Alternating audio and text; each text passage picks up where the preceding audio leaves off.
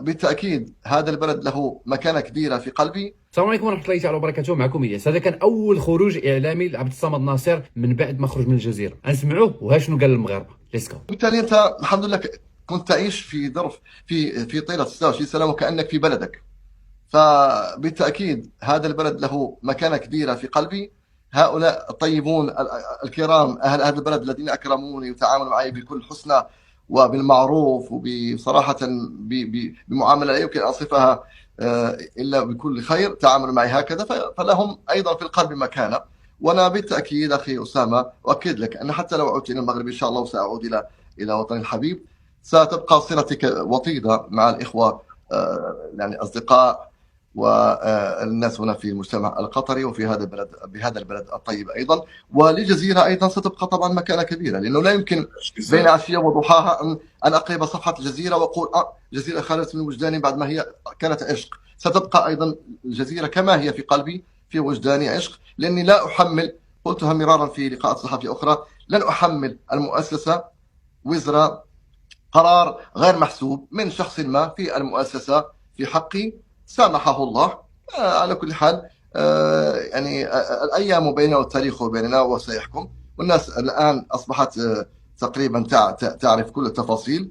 وتنقل لك واش وأنا أنظر إلى المستقبل، أنظر إلى الأمام الآن. شكرا لا حدود له وبحب، يعني بلا حدود، لإخوتي وأخواتي المغربيات المغاربة الذين تضامنوا معي في هذه يعني أنا أقول في هذه الظروف، وأبدوا حبا كبيرا وتعاطفا وتضامنا كبيرا، وهم على راسي وعيني كما نقول احنا بالمغربية. وتضامنهم هو تاج على راسي ووسام على صدري، وسأبقى مدين لهم إن شاء الله بهذه. أنا لحد الآن بلون بي ما فكرتش فيه نهائيا أخي، حتى أكون صادق معك. أنا الآن أفكر فقط كيف ننتقل من مكان إلى مكان، ونرتب أمور أولادي الحياتية ومدارسهم، ورتب بيتي، لأن البيت الآن ما زالت في طور بناء، ما زال يلا سالينا غروزوفر إن شاء الله لما يخلص ونرتب البيت ونستقر ونجلس في واحد فترة راحة وهدوء، إنسان يجلس ويتأمل،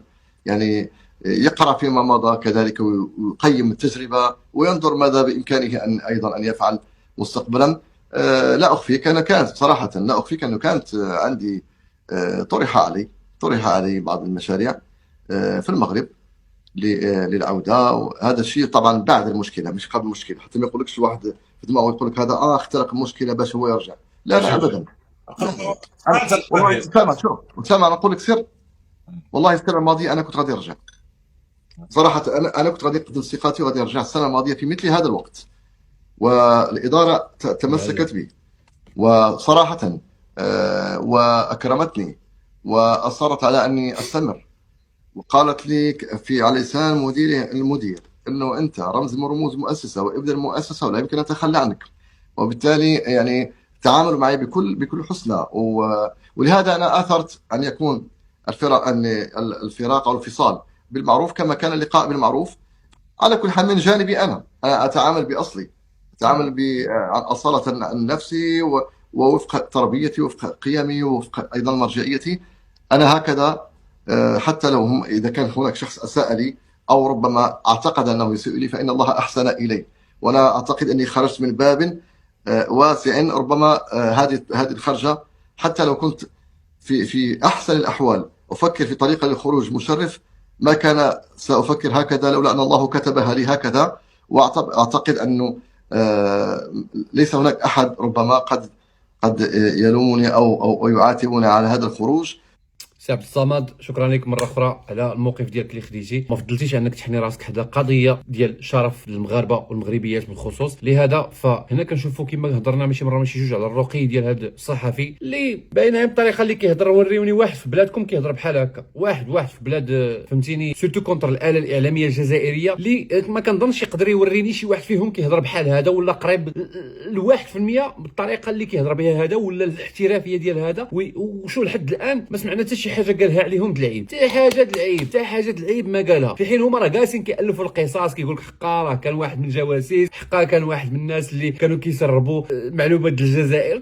المعلومات ريحتكم عاطيه، فهمتي؟ راه ما محتاجينش نتوما اللي يسرب لكم معلوماتكم راه موجودين، راه غير في النور، فهمتيني؟ طلعي لفرنسا تجيب كاع المعلومات ديالكم. لهذا فالحمد لله اللي كتب ربي ماشي مشكل، اي حاجه طرات فيها خير. فهاد السيد هذا راه شرفنا ورفع راس المغاربه الفوق، وهذا الشيء اللي خاصنا نعطيوه من احترام وتقدير. وزعما هذا الشيء واش يخلي الاعلام الجزائري زعما غيجلس ويعطي راسو الراحه، زعما صافي راه وصل لشي انجاز وكذا وهذه؟ لا، راه مازالين بالليل وبالنهار كيحاولوا يريبوا في ليماج ديال المغرب عند الانسان الجزائري البسيط، سورتو المطنق اللي ما قاري ما حتى شي حاجه وكيكونسومي غير في الميديا غير هكاك وكيتيق. لهذا فمزيان خليهم يديروا داكشي اللي بغاو فيه باش ياخذوا منه داكشي اللي بغاو. وبيان سور نتوما الصحافه ديالكم راه بالليل وبالنهار كتسلكم السم في العسل وتقول لكم حنا راه كنديروا لكم، حنا كنديروا لكم. مرحبا، بقاو متبعينا حنا راه افونسيان وانتوما خليكم تابعينا حنايا، فهمتيني؟ حنا غاديين وانتوما مورانا. دوماج ديما كنبغي نقول ما نهضرش على الشعب الجزائري، مي هو انفولد اني وايز في هذه المعادله، لانه ملي كتشوف انه الميديا ديالو كتقول له سب اعراض خوتك وكيسبهم، فهو كيرز، انت مكلخ بحالك بحالهم، فهمتيني؟ لا هما تيعطيوك وانت كتاكل وكتمشي تبقى ترد على عباد الله، فانت بحالك بحالهم. لهذا فتحيه للناس الشرفاء اللي ما يرضاوش لا على امهم لا على اختهم لا على اي واحد، سورتو انسان مسلم بحالك بحاله تقول على اخته ولا على امه ولا على شي حاجه، فهمتيني؟ وما ترضاهاش لراسك. بلا ما نجبدوا البلان اللي واقع مؤخرا في الامارات وشنو واقع في الامارات وعلاش راه مقربله في الاعلام الجزائري، حيت حنايا ماشي من الخصال ديالنا اننا نجبدوا يعني الاعراض ديال امهات اخرين ولا اعراض ديال الناس اللي كيفسدوا النيت، ماشي من الخصال ديالنا اننا نجبدوهم، لان كنخافوا من الله، فهمتيني؟ كنخافوا من الله انه غدا نوقف الا مشيت اديت شي واحد فراني ادي عباد الله كاملين ونصدقني كنتحاسب عليها. اقل شيء غنتحاسبوا معكم غدا امام الله ومزيان لنا. امهات المغربيه عندكم ملاير ديال الحسنات من طرف جارتكم الجزائريه، باش تكونوا عارفين ان شاء الله عندكم بزاف ديال الذنوب تزول وبزاف ديال الاجر تاخذوه غير بسبب العرض اللي كيتكلموه فيكم. حنا ما نتكلموش في العرض ديالكم، واي واحد كيهضر في العرض ديال الجزائريين ما بغيش يهضر فيهم. فوالا هادشي اللي كاين. تهلاو في راسكم، نشوفوا ان شاء الله فيديو واحد اخر. صلوا على سيدنا محمد.